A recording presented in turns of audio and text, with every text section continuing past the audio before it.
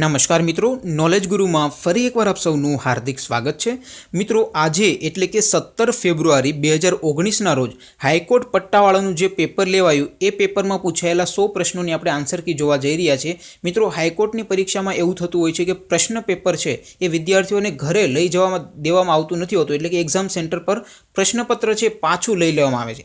એટલે જે વિદ્યાર્થીઓએ પેપર નથી આપ્યું એવા વિદ્યાર્થીઓને પણ પ્રશ્નોની ખબર પડે અને એમના જવાબ પણ એમને ખબર પડે, જેથી આવનારી પરીક્ષાઓમાં આ પ્રશ્નોનો લાભ છે એમને મળી શકે, એ વિદ્યાર્થીઓ આ પ્રશ્નોને યાદ રાખી શકે। એટલા માટે જે વિદ્યાર્થીઓ પરીક્ષા નથી આપી એ વિદ્યાર્થીઓ પણ મિત્રો આ વિડીયો છે પૂરો જોશો। દરેકે દરેક 100 પ્રશ્નો આપણે આજના વિડીયોમાં આપણે આન્સર કી જોવાના છીએ। મિત્રો આ બધા પ્રશ્નો એવા છે કે જે આવનારી પરીક્ષામાં પણ પૂછાઈ શકે છે।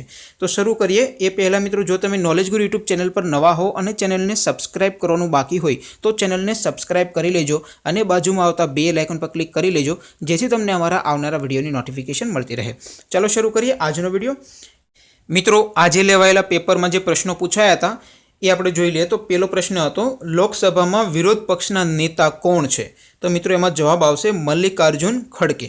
ઓકે મિત્રો, ત્યાર પછી બીજો પ્રશ્ન હતો, તંબાકુમાં કયું તત્વ રહેલું છે? તો મિત્રો એમાં જવાબ આવશે નિકોટીન। તંબાકુમાં નિકોટીન નામનું તત્વ રહેલું છે। ત્યાર પછી પ્રશ્ન નંબર 3 જોઈએ, સલીમ અલી પક્ષી અભયારણ્ય કયા રાજ્યમાં આવેલું છે? અહીંયા ડૉક્ટર સલીમ અલી પક્ષી અભયારણ્ય કયા રાજ્યમાં આવેલું છે એવો પ્રશ્ન પૂછાયો હતો।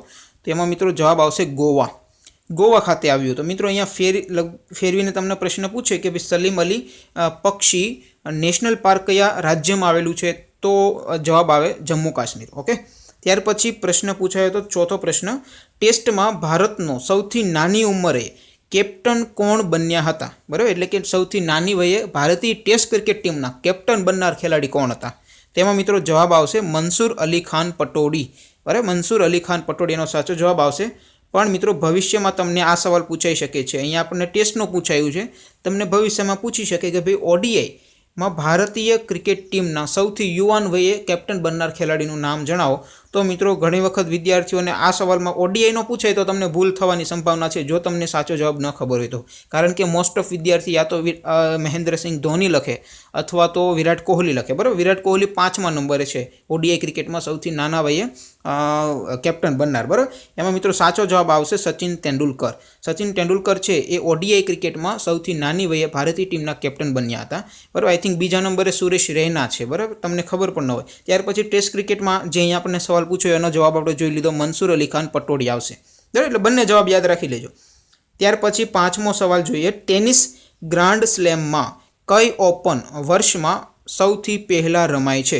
બરાબર, 4 ગ્રાન્ડ સ્લેમ રમાતા હોય છે, એમાંથી સૌથી પહેલાં કયું ગ્રાન્ડ સ્લેમ છે એ વર્ષમાં સૌથી પહેલાં રમવામાં આવે છે?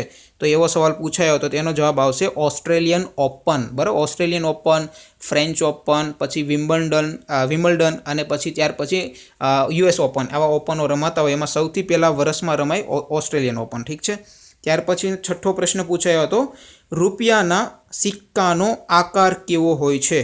તો મિત્રો જવાબ આવશે નળાકાર।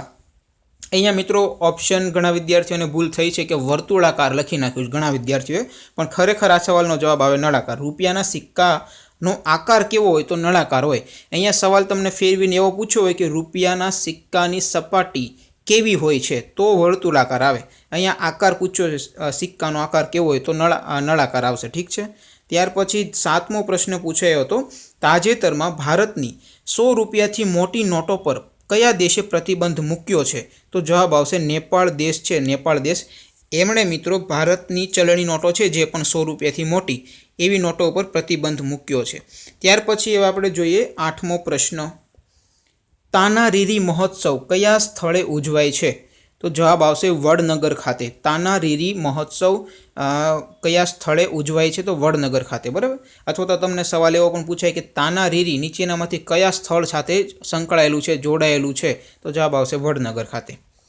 ઓકે, 9મો પ્રશ્ન જોઈએ, તાજેતરમાં નીચેનામાંથી કોને ભારત રત્ન મળેલ નથી?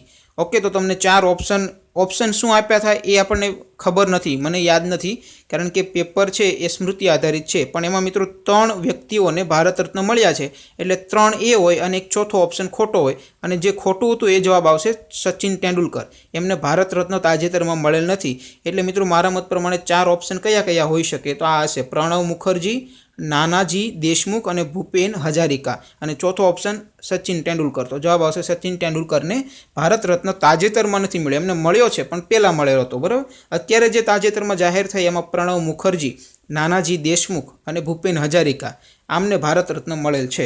હજી મિત્રો ભારત રત્નનો એક સવાલ છે, 2019માં જે પણ પરીક્ષા લેવાશે એમાંથી કોઈ પણ એક પરીક્ષામાં હજી એક વખત પૂછાશે એવું મારું માનવું છે, બરાબર. કારણ કે બહુ મોટો ભારતનો સર્વોચ્ચ એવોર્ડ છે અને 3 વ્યક્તિઓને તાજેતરમાં એનાયત થયો છે, બરાબર. તો યાદ રાખી લેશો આ 3 વ્યક્તિઓના નામ, ઠીક છે. ત્યાર પછી 10મો પ્રશ્ન જોઈએ. બોગીબીલ બ્રિજ કયા રાજ્યમાં આવેલ છે? તો જવાબ આવશે અસમ રાજ્યમાં. ઓકે, બોગીબીલ જે બ્રિજ છે એ અસમ રાજ્યમાં આવેલું છે. 11મો પ્રશ્ન, પારસીઓનું પવિત્ર ધામ ઉદવાડા કયા જિલ્લામાં આવેલું છે? તો જવાબ આવશે વલસાડ ખાતે આવેલું છે. ઓકે, ત્યાર પછી 12મો પ્રશ્ન, 1 તોલા બરાબર કેટલા ગ્રામ થાય? ખાલી જગ્યા ગ્રામ. તો જવાબ આવશે 11.66 ગ્રામ છે એ 1 તોલા બરાબર થાય. આઈ થિંક જૂનું માપ છે, નવા માપ પ્રમાણે 10 ગ્રામ બરાબર 1 તોલું થાય. ત્યાર પછી 13મો પ્રશ્ન હતો, 2019નું બજેટ તાજેતરમાં કોણે રજૂ કર્યું હતું? બરાબર, તો એમનો જવાબ આવશે પિયુષ ગોયલ. ઠીક છે, પિયુષ ગોયલે છે એ તાજેતરમાં વચગાળાનું જે અંતરિમ બજેટ છે એ રજૂ કર્યું હતું 2019નું. ત્યાર પછી 14મો પ્રશ્ન, એકતા દિવસ કોની યાદમાં ઉજવાય છે? જવાબ આવશે સરદાર વલ્લભભાઈ પટેલની યાદમાં એકતા દિવસ ઉજવવામાં આવે છે. ઓકે, ત્યાર પછી 15મો પ્રશ્ન, તાજેતરમાં 620 કિલોમીટર લાંબી મહિલાઓ દ્વારા નિર્મિત દિવાલ કયા રાજ્યમાં બનાવવામાં આવી? તો જવાબ આવશે કેરળ રાજ્યમાં. ઠીક છે, તાજેતરમાં 620 કિલોમીટર લાંબી મહિલાઓ દ્વારા નિર્મિત એટલે કે મહિલાઓ દ્વારા બનાવવામાં આવી હોય એવી દિવાલ કયા રાજ્યમાં બનાવવામાં આવી? તો કેરળ. એટલે કે સવાલ તમને ફેરવીને આઈ થિંક એવો પણ પૂછી શક્યો હોય કે આ મહિલાઓ કયા રાજ્યની હતી? તો જવાબ આવશે કેરળ, બરાબર. ટૂંકમાં કેરળમાં દિવાલ બની છે અને કેરળની મહિલાઓ દ્વારા આ દિવાલ બનાવવામાં આવી છે. ત્યાર પછી જોઈએ 16મો પ્રશ્ન, બહુચર્ચિત સબરીમાલા મંદિર ક્યાં આવેલું છે? કયા રાજ્યમાં આવેલું છે? તો જવાબ આવશે કેરળ રાજ્યમાં આવેલું છે. ઓકે, ત્યાર પછી જોઈએ 17મો પ્રશ્ન, ખજુરાહોનું મંદિર ક્યાં આવેલું છે? કયા રાજ્યમાં આવેલું છે? તો જવાબ આવશે મધ્યપ્રદેશ ખાતે આવેલું છે. ત્યાર પછી 18મો પ્રશ્ન, સૂર્યગ્રહણ ક્યારે થાય છે? ઓકે, તો એમાં તમારે પોઝિશન તમને યાદ રહેવી જોઈએ કે ચંદ્ર છે એ પૃથ્વી અને સૂર્યની વચ્ચે આવે ત્યારે સૂર્યગ્રહણ થાય. ઠીક છે, પૃથ્વી અને સૂર્યની વચ્ચે ચંદ્ર આવે ત્યારે મિત્રો સૂર્યગ્રહણ થાય છે, બરાબર. એટલે આ રીતના 3-4 ઓપ્શન આપ્યા હતા, એમાં સાચો જવાબ છે એ ચંદ્ર પૃથ્વી અને સૂર્યની વચ્ચે આવે ત્યારે સૂર્યગ્રહણ થાય, એ તમારો સાચો જવાબ આવશે. ત્યાર પછી 19મો પ્રશ્ન, રોક ગાર્ડન અને રોઝ ગાર્ડન કયા રાજ્યમાં આવેલ છે? જવાબ આવશે ચંદીગઢ. રોક ગાર્ડન અને રોઝ ગાર્ડન એ ચંદીગઢ રાજ્યમાં આવેલું છે. ઠીક છે, ત્યાર પછી 20મો પ્રશ્ન, બારડોલી સત્યાગ્રહની આગેવાની કોણે લીધી હતી? જવાબ આવશે સરદાર વલ્લભભાઈ પટેલે લીધી હતી. તો મિત્રો આજના વિડીયોમાં આપણે મિત્રો આ 20 પ્રશ્ન સુધી રાખીએ. 21મા પ્રશ્નથી આન્સર કી છે એ આપણે નેક્સ્ટ પાર્ટમાં હમણાં અડધી કલાકની અંદર આપણે એ પણ આગળના પાર્ટ પણ મૂકી દઈશું. એમાં આપણે 21મા પ્રશ્નથી આપણે એમની આન્સર કી જોશું. ઠીક છે, તો આ વિડીયોમાં આપણે 20 પ્રશ્ન જોઈ લીધા. આવતા વિડીયોમાં આપણે 21મા પ્રશ્નથી જોશું અને અડધી કલાકની અંદર એ વિડીયો પણ અપલોડ થઈ જશે. ઠીક છે, તો મિત્રો જો તમે નોલેજ ગુરુ યુટ્યુબ ચેનલને હજુ સુધી સબસ્ક્રાઇબ ન કરી હોય તો ચેનલને સબસ્ક્રાઇબ કરી લેજો અને બાજુમાં આવતા બેલ આઇકન પર ક્લિક કરી લેજો, જેથી તમને અમારા નવા વિડીયોની નોટિફિકેશન છે એ મળી શકે. Thank you for watching this video. Thank you.